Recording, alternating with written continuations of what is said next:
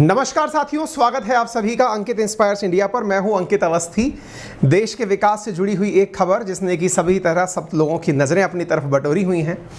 खबर है कि भारत के आने वाले समय में जो ग्रोथ रेट है, जिसको ध्यान में रखते हुए आज हमने इस चर्चा को आगे बढ़ाया है, उस आधार पर देश की जो इकोनॉमी है वो वर्ल्ड की 3rd नंबर की बेस्ट इकोनॉमी हो जाएगी। और यह जानकारी किसी और ने नहीं, एसबीआई के द्वारा प्रकाशित किए गए एक रिसर्च पेपर में निकल कर आई है।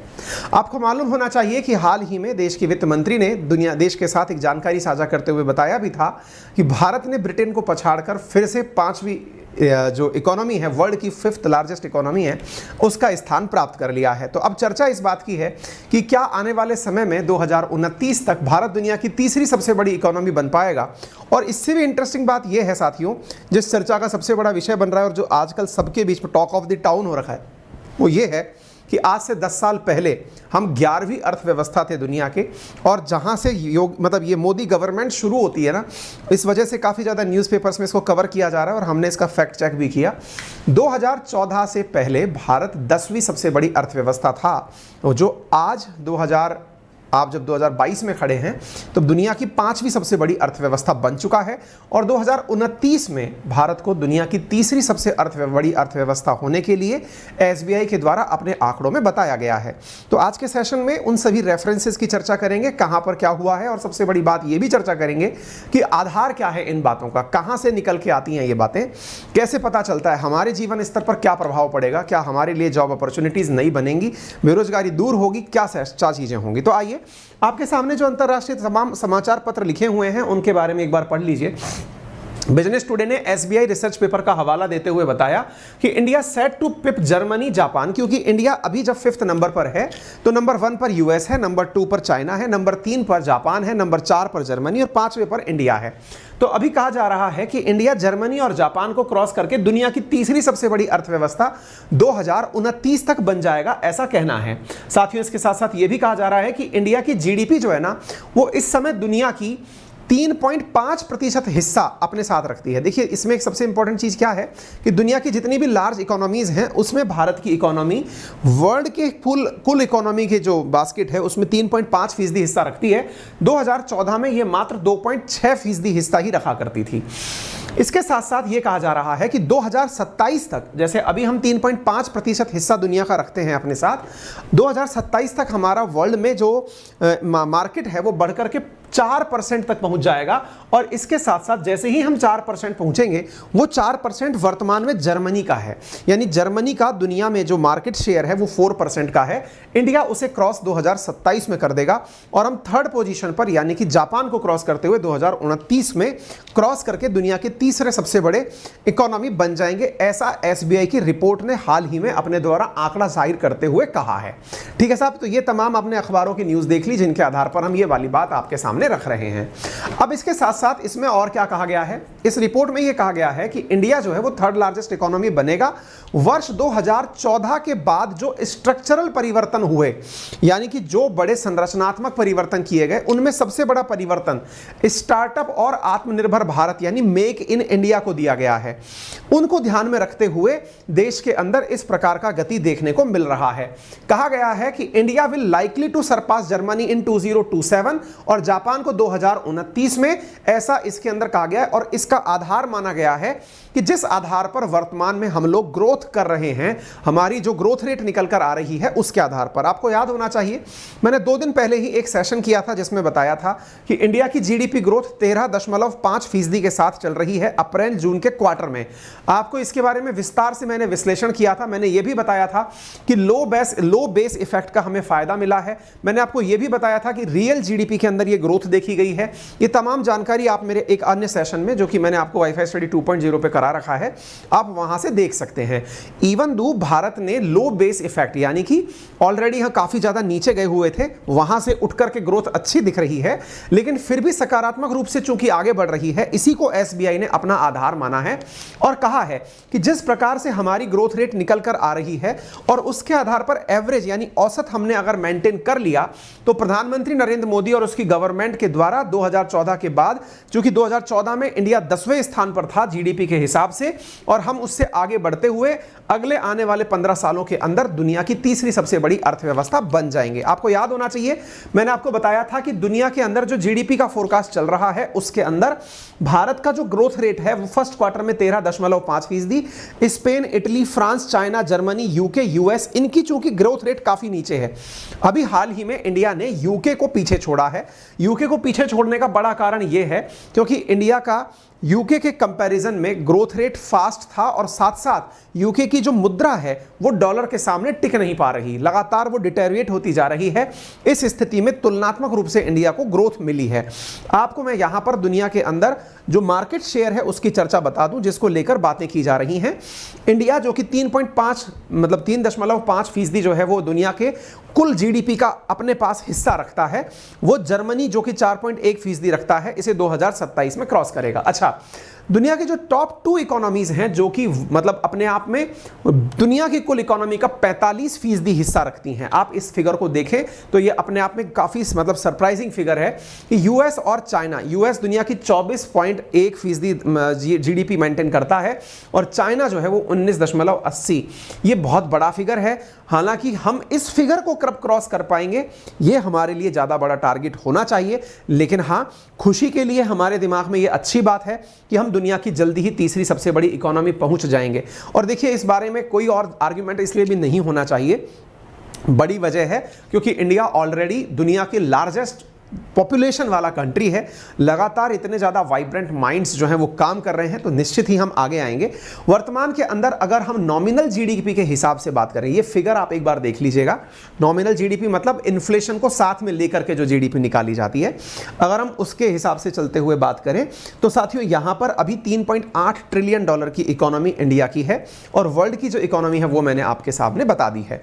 निर्मला सीतारमण जी के द्वारा 3 सितंबर को ही ये जानकारी शो की गई और उसमें ये कहा गया कि आईएमएफ ने अपने द्वारा जो फोरकास्ट दिया है, दुनिया की 2 सबसे बड़ी बैंक हैं उनमें से एक जो है वो आईएमएफ है, उस फोरकास्ट में यह बताया गया है कि India overtaking the UK in dollar terms, यानी कि डॉलर के मायने में इंडिया यूके को क्रॉस करेगा annual basis this year, putting the Asian power house behind just the US, China, Japan and Germany.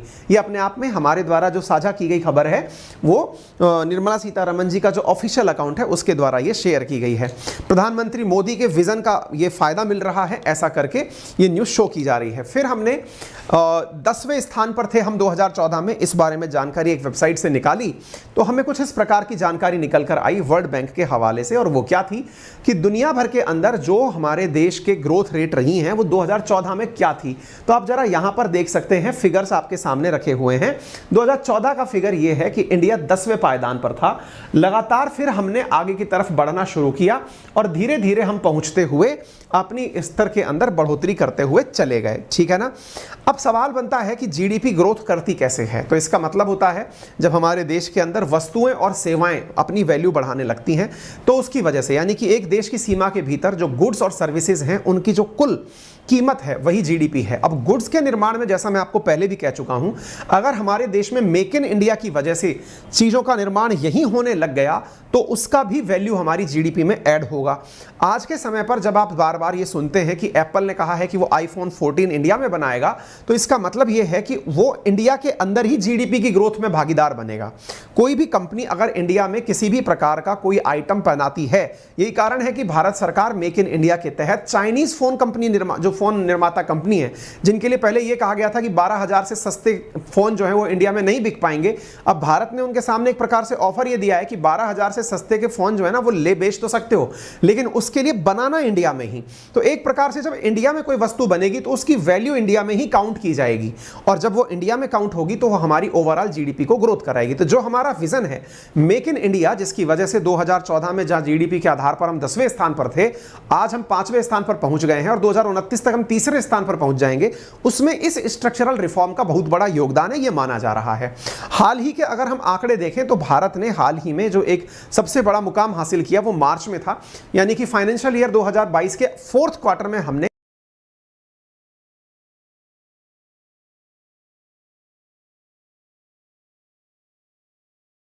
कामयाब हुआ, यानी इंडिया ने $400 बिलियन का एक्सपोर्ट क्रॉस कर दिया। यह अपने आप में हमारी ग्रोथ के लिए एक सबसे बड़ा परिचायक है, क्योंकि कोई भी देश जब ग्रोथ के लिए आगे निकलता है तो यह बहुत ज्यादा मायने रखने वाली चीज होती है।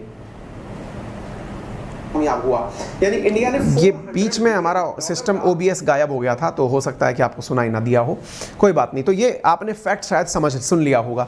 तो इंडिया ने हाल ही के समय पर मेजर जो इकोनॉमीज हैं उनको एक्सपोर्ट ग्रोथ के अंदर, जिस प्रकार की इंडिया ने एक्सपोर्ट ग्रोथ दिखाई, उसमें काफी सारी इकोनॉमीज को पीछे छोड़ा है। हाल ही में भारत का जो एक्सपोर्ट है अप्रैल जो फाइनेंशियल ईयर 2022 के फोर्थ क्वार्टर में हमने देखा, उसमें 47% की वृद्धि दर्ज की गई। ये दुनिया की अन्य इकोनॉमीज को काफी पीछे छोड़ता हुआ दिख रही हैं। ठीक है, तो उम्मीद है कि आपको इन आंकड़ों के आधार पर यह पता चल गया होगा जिनके बारे में चर्चाएं हो रही हैं वो क्या हैं और भारत किस प्रकार से दुनिया की अन्य इकोनॉमियों को चैलेंज दे रहा है। SBI की रिपोर्ट में जिस चीज को आधार माना गया है वो ये है कि GDP का जो फोरकास्ट है, यानी ओवरऑल ग्रोथ का जो फोरकास्ट है, वो 6% से 6.5% के बीच में रखा गया है।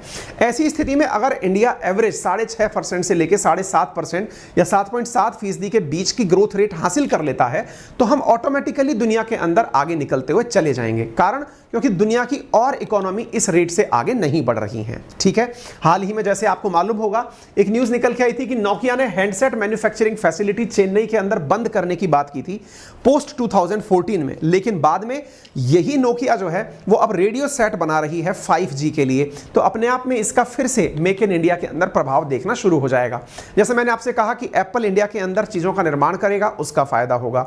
कुछ दिन पहले मैंने न्यूज कवर की थी कि चीन का सबसे बड़ा इलेक्ट्रॉनिक मार्केट बंद हो गया है, वो कोरोना की वजह से हुआ। कोरोना की स्ट्रिक्ट गाइडलाइंस जो चीन के द्वारा फॉलो की जाती हैं, अल्टीमेटली वहां से बहुत सी कंपनी निकलकर, मैंने आपसे कहा था हर 4 में से एक जो यूरोपियन कंपनी है वो वहां से अपना व्यापार समेट के दूसरी जगह जाना चाहती है। तो इस तरह की वो चीजें हैं जो कि ये दिखाती हैं कि भारत को एज एन अल्टरनेटिव एशिया के अंदर चाइना का स्वीकार करना शुरू अगर हुआ है तो इसका निश्चित ही आने वाले टर्म में भारत को फायदा होगा। हाल ही में भारत जो है वो दुनिया के अंदर 75,000 स्टार्टअप्स का होम बन चुका है, जिसकी वजह से हमने 7.46 लाख जॉब जो है वो इंडियन स्टार्टअप इकोसिस्टम में क्रिएट की हैं। 49% स्टार्टअप जो है वो टियर 2 और टियर 3 सिटीज से निकल कर आए हैं। तो निश्चित ही ये अपने आप में एक बहुत बड़ा माइलस्टोन है, जिसकी वजह से हम लोग और क्या काम कर रही है इंडियन गवर्नमेंट इस तरह से आगे बढ़ने के लिए। तो इंडिया जो है ना वो duty free access for export in one district one product, आपको मालूम होगा अभी कुछ दिनों पहले यूपी में काफी ज्यादा चर्चा में रहा था। यूपी से चलने वाली जो ट्रेन थी उन ट्रेन के हर बोगी को एक जिले के साथ नामांकित कर दिया गया, जैसे वंदे भारत एक्सप्रेस। उसमें कह दिया गया कि इस पर एक जिले का एडवर्टाइज किया जाएगा। तो वन डिस्ट्रिक्ट वन प्रोडक्ट की जो अवधारणा है वो दुनिया की नजर में उस शहर के प्रोडक्ट को हाईलाइट करती है।